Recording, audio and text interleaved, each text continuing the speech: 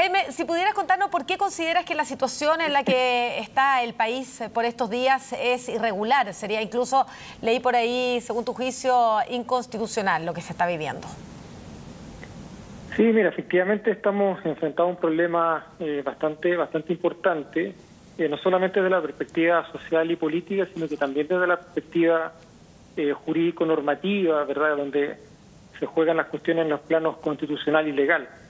Y esto que puede ser una cuestión menor, yo quisiera relevar un poco la importancia que tiene, porque cuando estamos en un estado de excepción, es importante que recordemos que seguimos estando en un estado de derecho.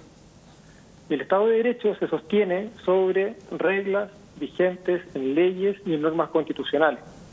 Cuando no respetamos las normas vigentes, el monopolio del uso legítimo de la fuerza por parte del Estado deja de ser legítimo y deviene en fuerza desnuda. Y ahí el estado de excepción en el que estamos termina convirtiéndose en un estado de facto. Por eso esta reflexión es importante. No es solamente una leguleyada, ¿verdad?, respecto de qué normas interpretamos de cuál manera.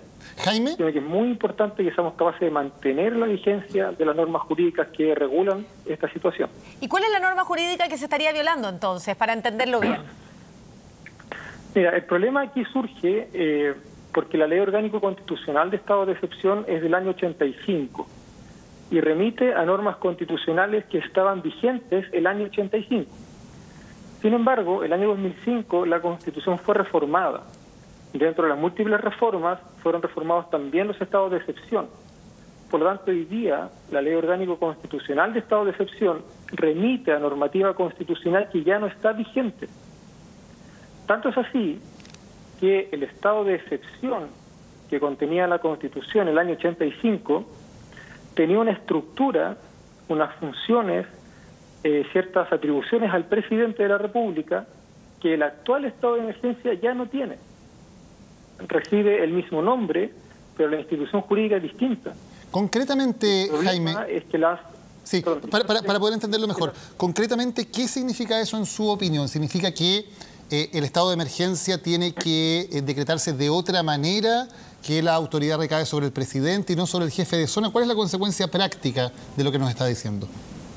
Sí, son básicamente dos cosas. Uno es que en este estado de excepción constitucional de emergencia, el presidente de la República tiene la facultad de limitar y restringir el ejercicio de la libertad de locomoción y de la libertad de reunión. Esa atribución tiene que ser expresamente delegada, ¿verdad?, por expreso mandato de la Constitución.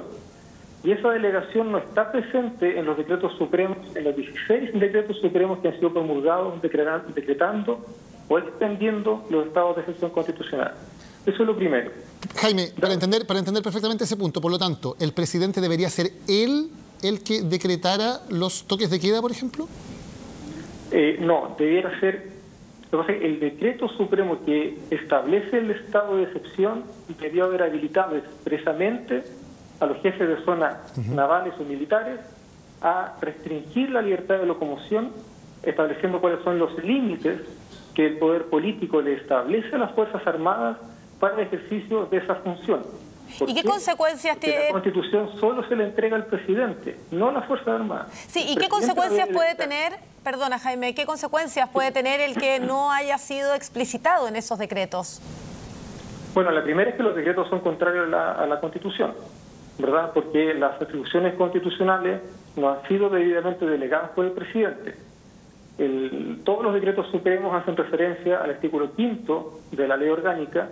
Ese artículo 5 remite a las facultades legales de los jefes de zona, no remite a las facultades constitucionales del presidente.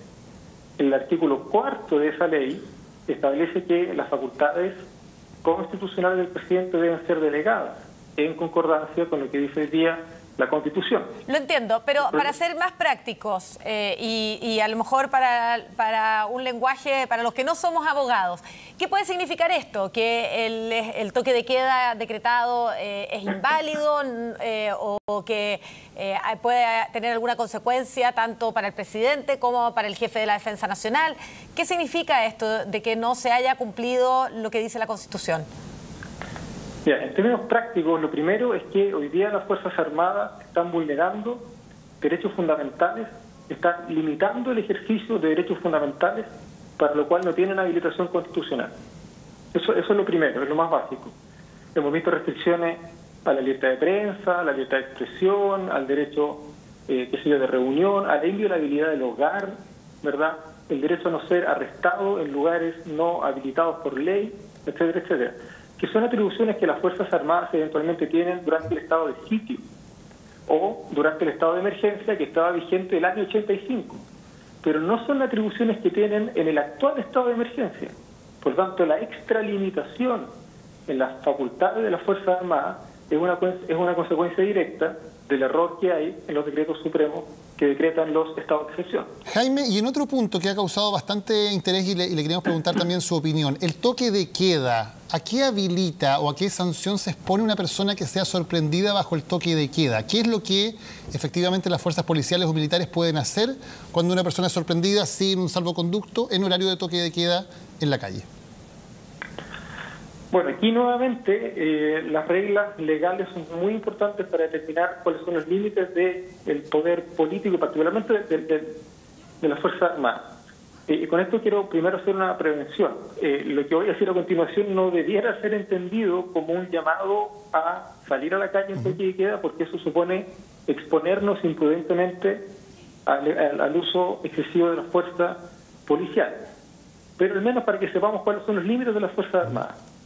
Mire, el artículo 495, número 1 del Código Penal, sanciona con una multa a todas aquellas personas que contravinieran las reglas que la autoridad dictare para conservar el orden público. El artículo 495, número 1, lo sanciona como una multa, porque se trata de una falta.